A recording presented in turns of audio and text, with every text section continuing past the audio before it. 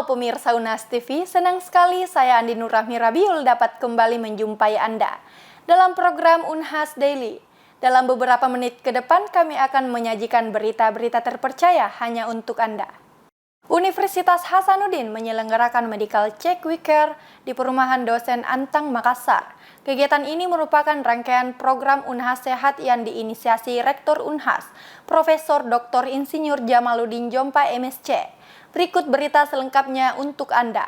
Subdirektorat Jaminan Keselamatan dan Kesehatan Kerja Direktorat Sumber Daya Manusia Universitas Hasanuddin menyelenggarakan medical check-up weekend care di Masjid Amirul Mukminin Kompleks Unhas, Antang, Makassar. Kegiatan ini berlangsung mulai pukul 9 pagi hingga 12 siang, Minggu 26 November 2023. Kegiatan medical check-up ini merupakan program Unhas Sehat yang diinisiasi Profesor Dr. Insinyur Jamaluddin Jompa MSc selaku Rektor Unhas sejak awal menjabat. Kegiatan ini dihadiri oleh Wakil Rektor 3 Bidang Sumber Daya Manusia, Alumni dan Sistem Informasi, Profesor Dr. Farida Patitingi, SH M.Hum. Ya baik, jadi sebelum saya jawab pertanyaannya, MCU ini atau Medical Check-up ini adalah kebijakan Rektor Universitas Hasanuddin, Bapak Profesor Dr. Insinyur Jamaluddin Jompa. Di awal kepemimpinan beliau itu sudah melaunching Unhas Sehat, ya, Unhas Sehat. Dalam arti bahwa seluruh SDM Universitas Hasanuddin itu insya Allah dipastikan dapat kita check up kesehatannya secara berkala untuk dapat nanti kita lihat medical recordnya. Dan alhamdulillah kita sudah melakukan check up dari seluruh fakultas, ya, seluruh fakultas sudah.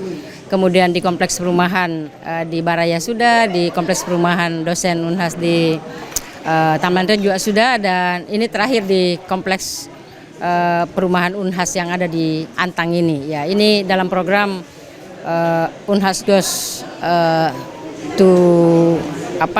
Unhas Sehat, ya seperti itu. Medical check-up merupakan serangkaian pemeriksaan kesehatan berupa pemeriksaan fisik, lab, dan EKG. Untuk medical check-up weekend care mencakup pemeriksaan tekanan darah, kadar gula darah, EKG, tinggi badan, dan berat badan. Sementara itu, pemeriksaan radiologi toraks dan abdomen USG dilaksanakan di RS Unhas. Kegiatan ini juga dihadiri Direktur Sumber Daya Manusia, Dr. Idama Pangara, spesialis penyakit dalam, spesialis jantung paru konsultan, dan Kasubdit Jaminan Ketiga, Profesor Dr. Lalu Muhammad Saleh, SKM MKes. Jadi pelayanan check-up ini sesuai dengan arahan Rektor itu kan sebenarnya bagaimana menciptakan Unhas Sehat.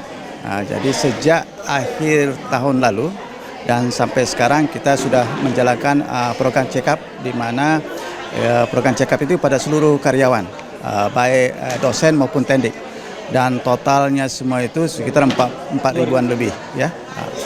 Dan di dalam proses perjalanan ini memang animo sangat bagus, dan salah satu strateginya adalah pertama kita menyiapkan jadwal untuk layanan di Rumah Sakit Unhas untuk check-up. Dan kemudian kita lakukan lagi Goes to Campus. Jadi setiap minggu kita 2 atau 3 kampus kita datangi untuk melakukan pemeriksaan check up. Dan animo dari karyawan dan dosen itu dengan Goes to pergi ke kampus itu sudah lebih meningkat untuk pemeriksaan. Dan sekarang kita lakukan dalam 1-2 bulan terakhir ini kita lakukan pemeriksaan kepada seluruh perumahan-perumahan dosen dan tendik di 3 tempat sekarang. Dan sudah di Tamlaria, kemudian di Suluk Baraya, dan akhirnya sekarang di Antang. Dan selain itu juga kita memeriksa khususnya juga pada para pensiun yang banyak. Jadi intinya di sini adalah memperkenalkan dan akhirnya mungkin membudayakan yang disebut bagaimana hidup sehat. Ya. Terlihat antusias seluruh warga perumahan yang merupakan dosen, tendik hingga dosen purnabakti mengikuti medical check-up. Haji Haris, selaku Ketua RW 6, mengucapkan terima kasih kepada Rektor Unhas yang telah membuat program ini sehingga memberikan manfaat yang begitu besar terhadap kesehatan masyarakat. Teknik Industri Universitas Hasanuddin menggelar webinar Road to Constraint 2024 dengan tema Sustainable Energy for Green Manufacturing pada 25 November 2023. Berikut berita selengkapnya untuk Anda. Webinar Road to Constraint 2024 merupakan kegiatan yang diselenggarakan oleh Fakultas Teknik Departemen Teknik Industri Universitas Hasanuddin dengan tujuan untuk mengetahui energi berkelanjutan untuk manufaktur hijau. Kegiatan ini dihadiri oleh mahasiswa seluruh Indonesia. Kegiatan diawali dengan laporan Ketua Panitia oleh Sarifah Ariyahya, dilanjutkan dengan sambutan-sambutan. Sambutan pertama dibawakan oleh Ketua Badan Eksekutif Mahasiswa Himpunan Teknik Industri Fakultas Teknik Universitas Hasanuddin. Dilanjutkan sambutan dari Ketua Departemen Teknik Industri Fakultas Teknik Universitas Hasanuddin yang diwakili oleh Sekretaris Bidang Kemahasiswaan Teknik Industri oleh Andi Beseriani Indah, STMT, sekaligus membuka webinar Road to Constraint 2024. Rangkaian selanjutnya dari kegiatan ini yaitu launching maskot yang dilanjutkan pemaparan materi. Materi pertama dibawakan oleh Event and Partnership Associate as West for Change oleh Abisar Al-Ghifari dengan topik Introducing Renewable Energy as Alternative Solution, dilanjutkan dengan sesi tanya-jawab dan penyerahan sertifikat.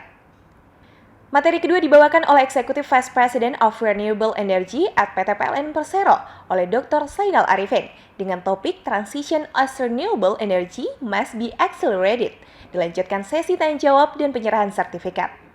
Materi ketiga dibawakan oleh Director of Operation PT Sementonasa oleh Muhammad Alvin Zaini dengan topik Strategi PT Sementonasa dalam mengatasi keterbatasan energi fosil dengan memanfaatkan sumber daya energi alternatif dalam menuju Sustainability Industry and Green Manufacturing, dilanjutkan dengan sesi tanya-jawab dan penyerahan sertifikat. Webinar Road to Constraint 2024 diakhiri dengan sesi foto bersama. Andrea Ririn Karina, Taslia Ramadhani, Unhas TV.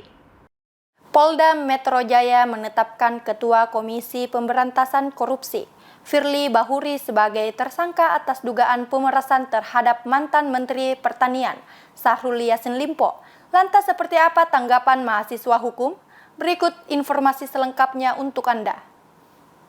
Penetapan tersangka terhadap Ketua Komisi Pemberantasan Korupsi telah mengikis kepercayaan publik. Sejumlah opini hadir di tengah masyarakat yang mempertanyakan independensi lembaga anti rasuah ini, tanpa terkecuali para akademisi dan kalangan mahasiswa. Amir Ilyas, Guru Besar Ilmu Hukum Unhas, mengungkapkan dalam tulisannya bahwa penetapan Firly Bahuri sebagai tersangka suap pemerasan, diberhentikannya Anwar Usman dari jabatannya sebagai Ketua MK, merupakan buah dari hancurnya independensi penegakan hukum di negeri ini. Hajat besar di era reformasi untuk menciptakan pemerintahan yang clean and clear dihancurkan oleh dua lembaga yang tidak lain adalah anak kandung reformasi itu sendiri. Ya, kalau melihat fenomena seperti itu sih, kita sebagai mahasiswa hukum, cendekiawan hukum itu menganggapnya sangat miris ya, sangat merobek penegakan hukum di Indonesia. Karena seharusnya mereka sebagai penegak hukum itu betul-betul melaksanakan tugas tanggung jawab mereka dalam menegakkan hukum. Tapi fenomena atau peristiwa yang terjadi sekarang sebaliknya, justru merekalah yang merusak penegakan hukum itu sendiri. Jadi kalau menurut saya ini sangat memprihatinkan bagi negara kita. Kalau menurut saya ya pasti berpengaruh, karena dalam hukum itu sendiri tidak melihat hanya satu aspek, tapi kita mempertimbangkan dari aspek-aspek lainnya. Misalnya dari secara sosial, kenapa hal itu bisa terjadi? Apakah memang ada paksaan atau tidak? Nah, artinya mencari sebabnya, pasti akibat yang ditimbulkan itu berpengaruh dari sebab yang ada tadi. Jadi seperti itu. Mahasiswa Magister Hukum Unhas, Sardil, mengungkapkan bahwa nantinya penjatuhan hukuman terhadap Firly juga akan berimplikasi terhadap kasus SYL. Menurutnya, rasa ketidakpuasan dan tuntutan dari internal menjadi penyebab utama terjadinya perbuatan korupsi tersebut. Ia juga menuturkan bahwa suatu penegakan hukum akan baik dan ideal tergantung dari bagaimana penegak hukumnya saat itu. Yang pertama pasti kecewa, karena tentu saja masyarakat ini sangat berharap banyak kepada KPK, apalagi di tahun 2019 kemarin kita sempat mahasiswa itu sempat demo mati-matian untuk membela KPK, tapi ternyata pimpinan KPK yang diharap sebagai tonggak penegakan korupsi di Indonesia ternyata malah terjerat kasus suap. Itu sih kecewa pasti. kepercayaan publik pasti akan menurun sama dengan lembaga-lembaga lain yang kemarin sempat berkontroversial. Dan untuk KPK ya sangat kecewa dan pasti akan turun lah kepercayaan publik karena melihat elektabilitas pemimpinnya yang seperti itu. Zefanya juga menuturkan bahwa semakin tinggi jabatan yang diduduki oleh seseorang, maka semakin kencang pula angin yang akan menerpanya. Dan hal itulah yang dialami Firly Bahuri saat ini. Sebagai mahasiswa, Zefanya berharap agar para mahasiswa tetap mengawal dalam menyelamatkan KPK sebagai anak kandung reformasi. Selain itu, ia juga berharap agar kasus tersebut dapat segera diselesaikan dengan seadil-adilnya, agar demokrasi dan kepercayaan publik di Indonesia pun tetap terjaga. Berita tadi sekaligus menutup perjumpaan kita hari ini. Terus saksikan Unhas Daily hanya di Unhas TV. Saya Andi Nurrahmi Rabiul mewakili kru yang bertugas pamit undur diri dan sampai jumpa.